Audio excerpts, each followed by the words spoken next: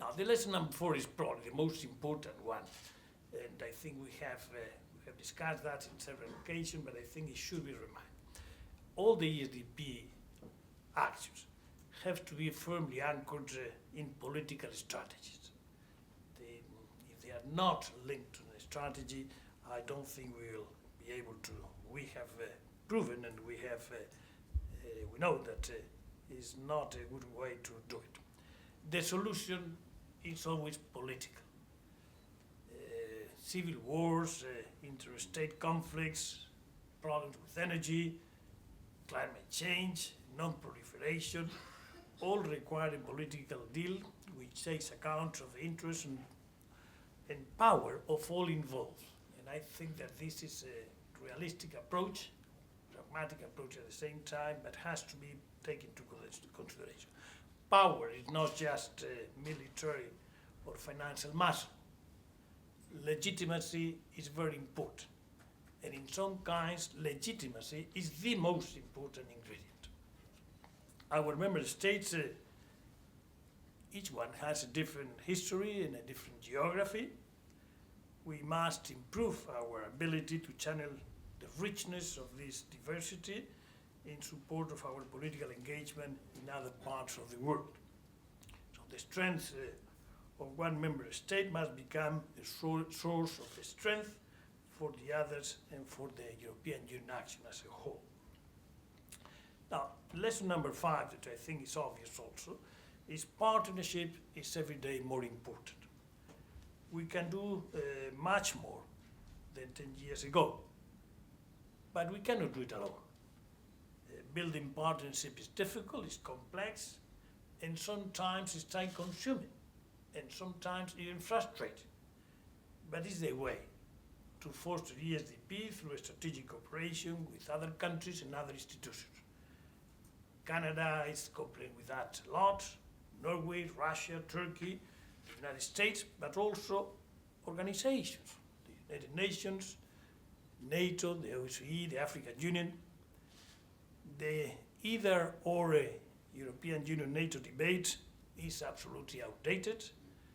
The EU is not a military alliance, and the added value of the broader EU ESDP approach to security has been demonstrated to be useful. The key issue now is to develop a more flexible framework for working together. Let me go to another issue that I think is important, that I will put it as adaptability is a key strength. The world is changing very rapidly. The world is in flux. We must therefore remain adaptable in terms of our engagement, in terms of our means, and in terms of our capacities. To fully grasp a world in constant change, we need better analysis, more sophisticated understanding of complex situations. ESDP is about other conflicts, and we need to understand them. So therefore analysis, collective analysis, I think is fundamental, and I mentioned that in several occasions in the last days. What are the next steps? I think the first obligation that we have is to make Europe function well, including our crisis management structure, and then to enhance our collective ability to handle global crises. Our institutions, our decision-making procedures, our command structure, all that must be flexible. I think the entry into force of the Lisbon Treaty, as I said at the beginning, will give us new momentum in this direction and the potential to do more and to act in a more coherent fashion with greater flexibility. Second, we need more capabilities, and I repeat, even in the circumstances, economic and financial circumstances in which we're living today, we need more capabilities for crisis management, for mechanisms of rapid response, flexible and sufficient financing arrangements, but flexible. And many of you which are here know how difficult sometimes it is to have flexible mechanisms for financing. And more sophisticated political analysis, I said that before. And I think all these things are within reach. All these things are possible. But it requires the member states to really have the political will to go in that direction. Third, foreign policy of the European Union cannot function if it is only about member state particular concern. We need solidarity, also in political terms. We should back a member state if it has a particular problem or a particular need. But this is a two-way street. Individual solidarity with the common endeavor is key for projecting force, for making ESDP work. I think this is important.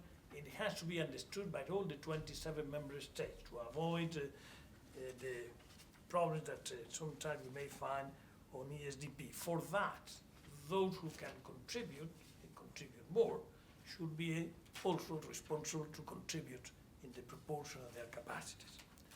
Fourth, the time is right now to have more sophisticated interaction with our partners, both, as I said, countries and organizations.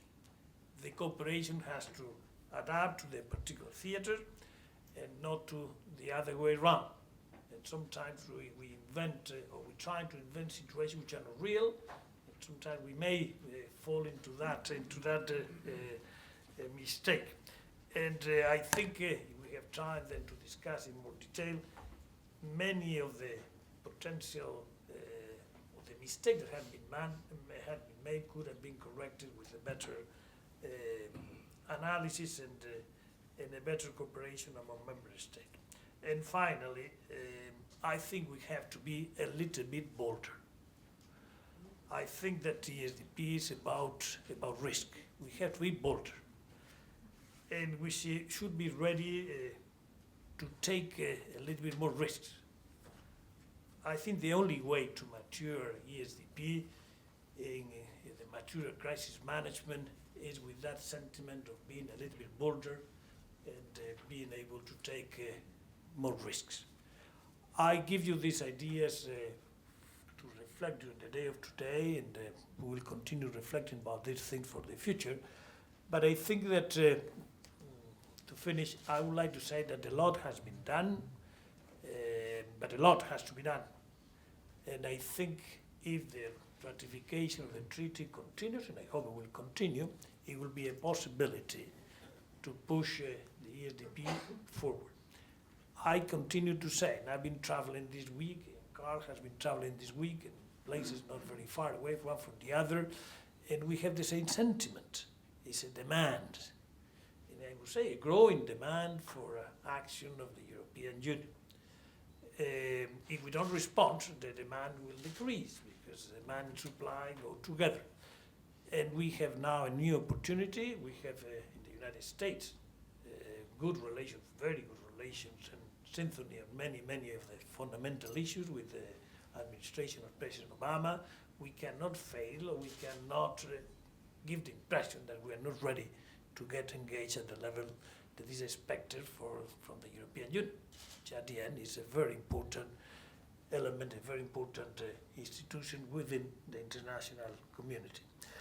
And therefore, an appeal in that direction. I know that the economic crisis is difficult.